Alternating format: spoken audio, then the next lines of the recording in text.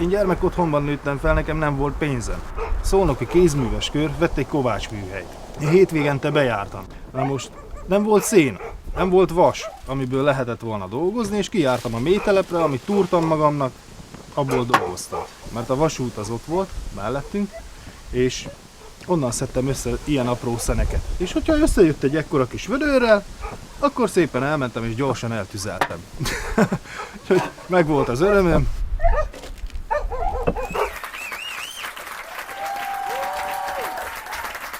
Ami itt ma történt velem, ez egy nagy ugrás számomra, mert én csak egy falusi ember vagyok, és hirtelen nagy nyüzsgés, és akkor ide állj, oda állj, ezt csináld, azt csináld.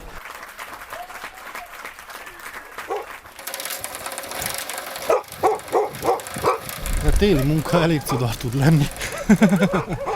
Meg kell szokni igazából.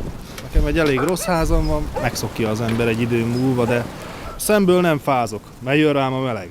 Viszont a lábam, a hátam, a derekam, az fázik. Minden, meg már csak az ima kell. Nem dolgozok télen 1-2 óránál tovább kint. Vakon elindultam a nagyvilágba, hogy én akkor is kovács leszek, és elköltöztem Debrecen mellé Bocskai kertbe. Vettem egy kis házat, amely pénzem volt, és neki kezdtem. Egy kalapácsom volt, egy tűzifogóm, egy tűzhelyem, és igazából majdnem mindent kaptam.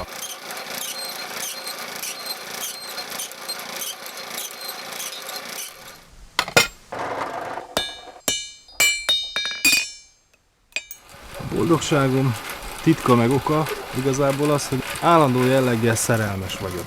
Na most nem a lányokba vagyok szerelmes, hanem akár egy gondolatba, egy eszmébe, egy pillanatba akár is. Én azt tudom értékelni.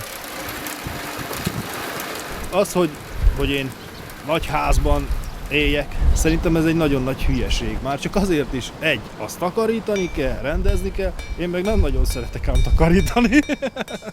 Meg hát megszokja az ember, hogy az ember kovács. Ez kicsit koszosabb, kicsit büdösebb, kicsit szenesebb. Hogyha itt kín vagyok, itt nem szólnak a szomszédok, itt lehet csinálni, amit szeretnék. Itt mindig lehet kísérletezni, lehet újat, nem vagyok időhöz kötve. Ami díjat kaptam, ez az összeg. Számomra igazából úgy majdnem lehetetlen, meg én ekkora anyagi részekkel nem is mozgok, amikor ez a díj. Inkább eljárok külföldi műhelyekbe, nagyobb műhelyekbe tanulni, és nekem nem az a lényeg, hogy pennyit fizetnek, mit tudok tanulni. De én aztán visszajövök, és tervem az, hogy elhelyezkedek egy faluba. Ott kézművességet tanítanék, akár kovácsolást, és valahogy pályázat szintjén, akár cigányokkal foglalkoznak.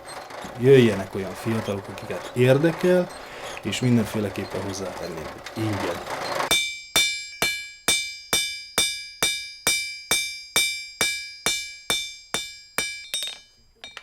Nem azért csinálom gyerekkorom óta, hogy én meggazdagodjak. Nekem az eszme a fontos, nekem a kultúra a fontos, nekem az kell, hogy az emberek lássák, és ne felejtsék el, hogy ilyen létezik.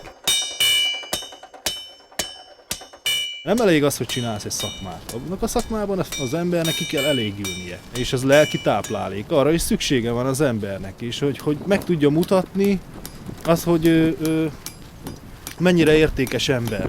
És azzal mutatja meg, hogy önmagának bizonyítja. Nem ki a világ felé. Mi az Istennek a világ felé? Csak magamnak bizonyítsa. Nem kell több. Ha addig eljut az ember, akkor boldog ember. Kész. Meg kell mondjam, én ugyanaz az ember fogok maradni azután is. Én bennem nem fog megváltozni, hogy most én többet fogok érni.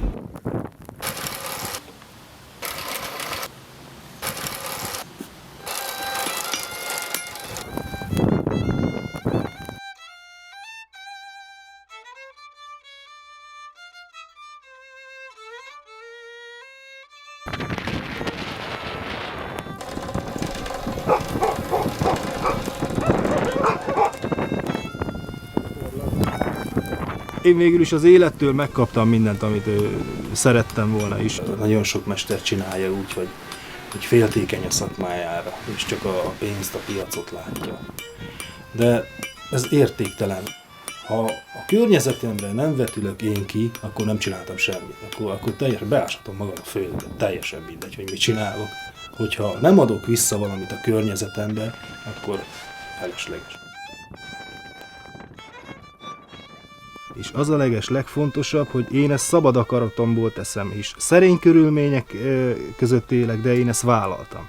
Én vállaltam azt, hogy inkább leszek szegény, de tanuljam meg a szakmát rendesen. Nem leszek én már gazdag ember sose. De a lelki gazdagságom igazából az a fontos. Amikor megismerkedtem a zenével is, hát boldog lettem szinte.